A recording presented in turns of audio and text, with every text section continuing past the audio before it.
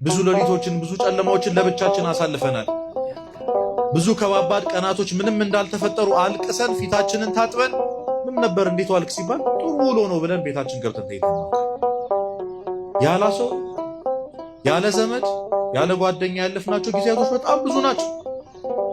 ግን የሰበሩ በውስጣችን አምቀ ነው ያሳለፍነው ብዙ ህመም አለ። አንዳንድ ጊዜ ደግሞ እንደተገፋን ሰው እንደማይረዳን ብዙ ሰዎች እንደማይወዱን አጠገባችን መሆን እንደማይፈልጉ የሚሰማን ስሜትም አለ። የገዛ ቤተሰቦቻችን የሚጠሉ የገዛ ወንድም እህቶቻችን ሊያስጠጉን የማይፈልጉ ጸባያቸው ነው ማንነታቸው ነው እንዳንል ሌላ ሰው የሚንከባከቡበት መንገድ ጥሩ ነው። ይጠሉናል እንዳንል ደግሞ ቅርባችን ናቸው። ግራ የተጋባንባቸው ይህ ሰው ከእኔ ምንድን ነው የሚፈልገው?